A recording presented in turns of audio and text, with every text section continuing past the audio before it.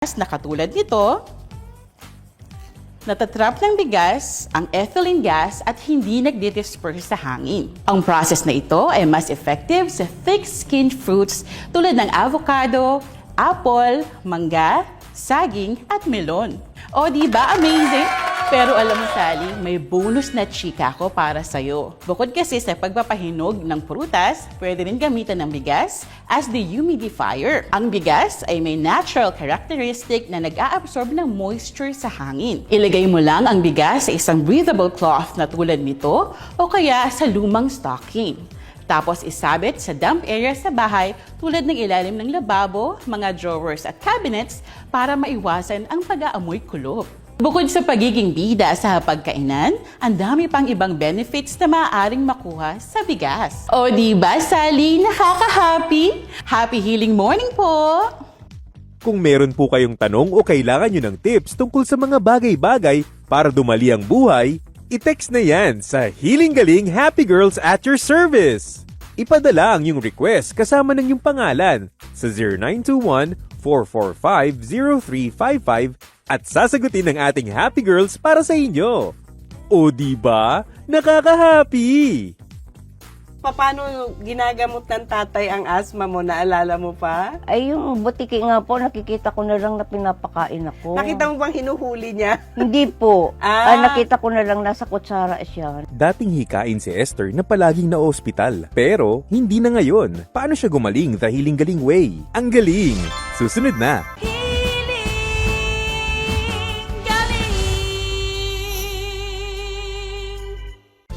Kung kayo ay may katanungan, mag-text lamang sa 0921-445-0355 o kaya ay mag-email sa healinggaling@ymail.com. Maaari ding mag-comment sa Healing Galing official Facebook page o magpadala ng sulat sa Healing Galing Main Office sa 522 Quirino Highway near Corner Mindanao Avenue, Novaliches, Quezon City. Mga kapuso, nais po naming ipabatid na hindi po konektado at wala pong partnership ang Healing Galing sa anumang ibang herbal products gaya ng Colon Care Advance, Inner Cure Stone Breaker, Miracle Drops, Herbal Drops, Bitoon Oil, Alingatong Herbal Oil at maging ang Alingatong Herbal Tea na pawang gumagamit ng Healing Galing videos ng walang pahintulot. Tulad ng panata sa bayan dito sa GMA Network, labanan ng fake news, dapat totoo. Subaybayan ang Healing Galing sa official website na healinggaling.ph, sa Healing Galing official Facebook page at sa Healing Galing YouTube channel. Pinapayo ni Dr. E ang paggamit ng Healing Galing Guava Soap at iba pang Healing Galing Organic Soaps, gaya ng aloe vera, avocado, banana, lemon, at seaweed. Handog ng inang kalikasan. May hatid na kalusugan ang luntiang kalikasan. Yan ang paniniwala sa natural na paraan. Mga produktong organic ang sagot sa karamdaman. Basta't holistic approach ay yung susundan. Sabon man o oil, maging organic orals. Meron ding salt, grains, at liquids na natural. Yan ang Healing Galing products. Iyong laging tandaan, sa natural na paraan ng gamutan, nasa iyo ang healing, nasa iyo ang galing.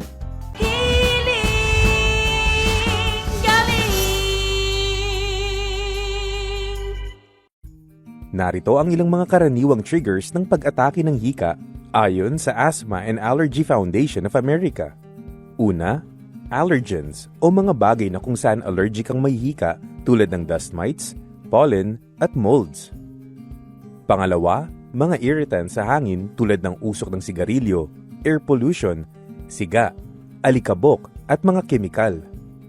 Pangatlo, health conditions tulad ng obstructive sleep apnea, acid reflux, nasal polyps, at respiratory infections gaya ng ubo, sipon, pulmonya, at influenza. Pang-apat, mga ehersisyo o physical activity na nagdudulot ng kahirapan sa paghinga tulad ng malayuang pagtakbo, basketball, at soccer. Panglima, kalagayan ng panahon tulad ng tuyo o malamig na hangin o bigla ang pagbabago sa temperatura. Pang-anim, matinding emosyon gaya ng galit, takot, excitement, paghalakhak, pagsigaw, o pag-iyak.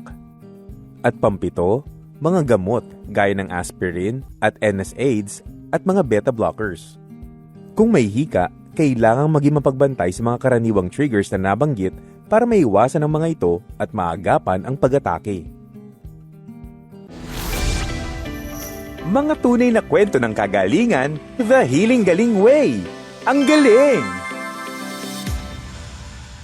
Sa mga nakakaranas ng asma sa bahay, manood po kayo ha. Paano natin kumpletong mapapagaling ang asma na yan na sinasabing hindi nagagamot. Dahil kapiling natin ngayong umaga si Esther Salude na aking sinasaluduhan dahil siya na po ang doktor ng pamilya nila pag asma ang problema. Happy healing morning, Esther. Happy healing morning, Doc. Bata ka pa, may asma ka na, Opo, di ba? Doc. Nakagisnan mo na Opo. ang mga paulit-ulit na atake ng asma. Opo. Paano ginagamot ng tatay ang asma mo? Naalala mo pa? Ay, yung butiki nga po, nakikita ko na lang na pinapakain ako. Nakita mo bang hinuhuli niya? Hindi po. Ah. Nakita ko na lang nasa kutsara siya. Siyempre, bata, inom ng inom, Sige pagsubo. po, oo, sige lang po. Hindi naman tumatagal ang epekto ng butiki kung talagang effective nga yung butiki na pinapakain ng tatay mo, ha? Ano yung pinaka-grabing atake ng asma sa'yo? Hindi na po ako kumakalmo, Doc. Paano tuloy-tuloy na lang? Yes po. Ah. Ilang hospital, halos 3 ba, 4, hanggang nakarating ako ng Las Piñas. Dahil hindi kayang pagalingin o papahupain yung asma mo, ganun ba? Kasi ang sasabihin po nila, wala silang available na ICU. Kasi pang ICU na yung condition mo, Opo, kasi hindi intensive na nga care po unit. talaga ako kumakalma, Doc, nung mga panahon na So, yun. napakahirap ng pakiramdam na tuloy-tuloy ang atake Opo, ng hirap asma. na hirap na talaga po ako nun, Doc. Akala ko nga, hanggang doon na lang. Kala mo, goodbye Philippines ka Pero na noon. nagdadasal pa rin po ako na Oh. dugtungan niya pa buhay ko kasi kailangan pa ako ng mga anak ko. Bago ka dalhin sa ospital, Esther, ano yung una mong napapansin na bago ka sumpungin ng asma? Po. Ano yung sintomas? Nakakakain po ako, Doc. Nararamdaman ko ng tumutunog na ang hininga ko. Ayan, Ganun. pagkakain mo, halimbawa, ginataan. Yes Ayan, po. o kaya maasim. O kaya po inom ng malamig. O kaya inom ng malamig. Gaano kabilis ang atake ng asma? Mga 30 minutes, Doc. Basta tumalab na po yung ininom ko or kinain ko. Basta na-consume mo na, in Yes 30 minutes, gano'n na, Opo. may gano'n na. Opo. Gano'n kabilis. Opo. No? Kasi yung iba, hindi agad. Depende po, Doc, sa kinakain ko. Number 1 po, Doc, buko juice. 30 minutes to 1 hour. Automatic, ano na ang hininga ko. O Iba yun. na. Pero, inuulit mo pa rin ang pag-inom ng buko juice noon. Kasi po, may nebulizer naman eh. Kumakalma naman siya. O kaya lang, uulit na naman. Di ba? Yung sinasabi mong hilig mo sa ginataan, Opo. madalas ka rin dati. Opo, kasi Bicolan ako, Doc. Ay, Nasa uragon Bicol. nga. Sa 5 magkakapatid, 3 ang nakamana ng asma sa nanay at tatay. Opo. Ikaw daw ang nakatulong para kumpletong mapagaling din ang asma nila. Opo, tinutulungan ko po kasi talaga sila. Yung mga tinuturo niyo po noon sa akin na mga bawal na pagkain. Ayun. Tapos yung hiling-galing oil. Talaga pong... Para daw hindi kumpleto ang araw mo pag wala kang hiling-galing oil. Opo, talagang di ako mapalagay pag wala naman ng bag ko ng Oo, ano, ayan. hiling-galing Para oil. hindi ka mabiktima ng cheating oil, kailangan hiling-galing oil. Opo, Nung nag-asawa ka naman, ilan naman ang nakamana sa anak mo na may asma? Ilan ang anak mo? 8 po. 8. Sa 8 anak mo, ilan ang nakamana ng asma? 2 po. Mapapansin nyo, meron talagang tinatamaan. Kasi sa 8 anak ni Esther, 2 lang ang nagka-asma. Pare-pareho po ang kinakain nila sa almusal, sa tanghalian, sa hapunan, di ba? Kasi magkakapatid, isang pamilya, pero bakit 2 ang nadali? Talagang namana. Nung baby sila, Doc. Pero Oo. ngayong malaki, hindi na po. Dahil Thanks, Lord. doktor ng asma ang nanay nila. Kinarir mo na daw ang pagiging doktor ng asma Ay, sa kasi- bahay nyo. Kasi po nakakatipid, malaking katipiran po, Doc.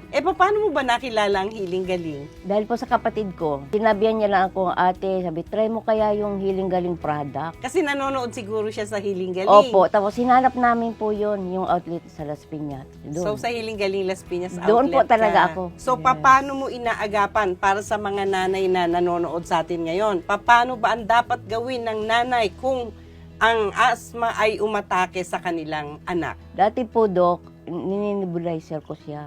Tapos, okay. nung nakilala ko yung Healing Galing, hinahaplusan ko na po ng Healing Galing oil, likod, dibdib, liig. Kabilang gilid Yes ng po, tapos liig. pinapaarawan ko po yung likod, 6 a.m. to Tapos, 8 a.m. tumatalab, nakita mo. Yes po. Noon bang nagkonsulta ka at naresetahan ka ng Healing Galing products, gaano kabilis o gaano katagal na tumalab yung gamutan natin? Ay, mabilis po, Dok. Yung every minute, maghahaplos ako ng Healing Galing oil. Napapahupa. Yes po, kasi yun po ang turo sa akin noon. Ayan, warm compress po muna. Kahit mainit na face towel lang. Yes po. Na kaya yung init.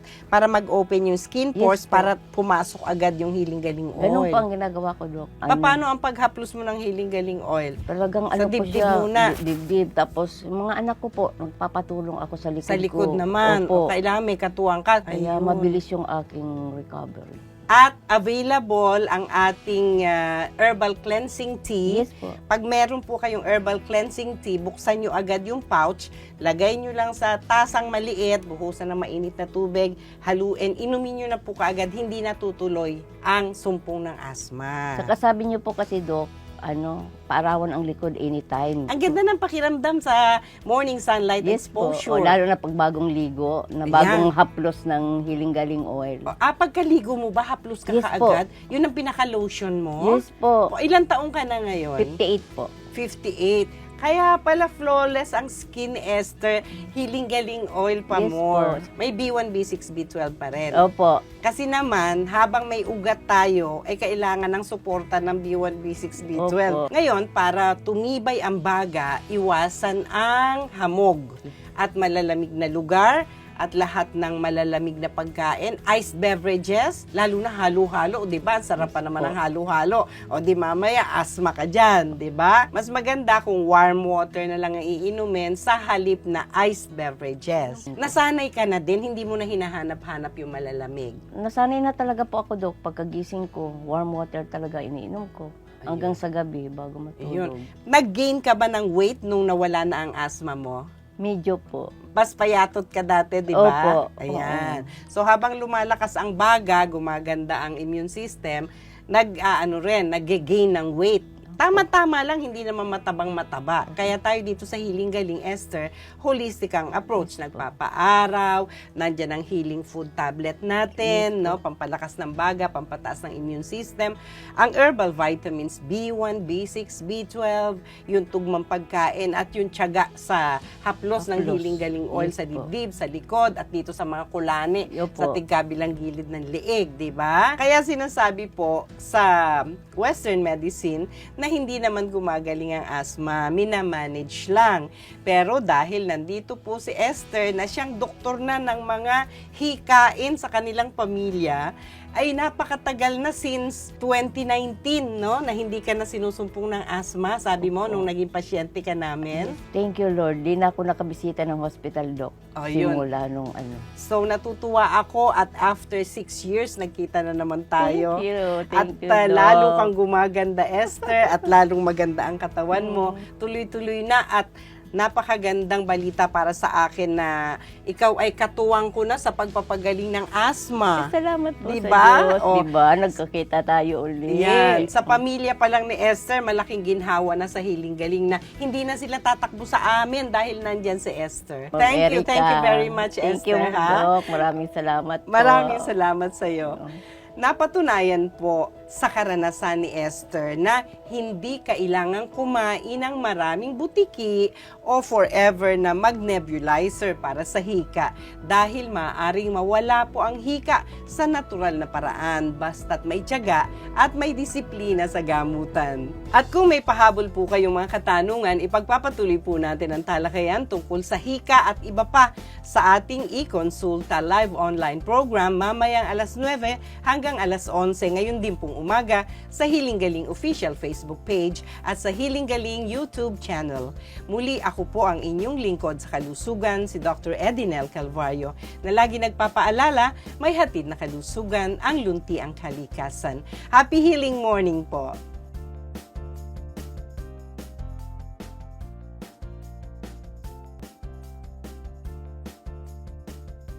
Isang IT na 2 taong nagtiis sa acid reflux, paano gumaling sa natural na paraan? Hiling Galing sa TV, alas 7:30 ng umaga, Sabado.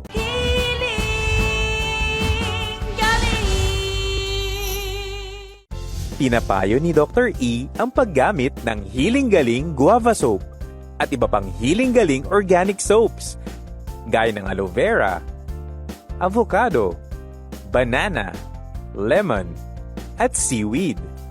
Handog ng inang kalikasan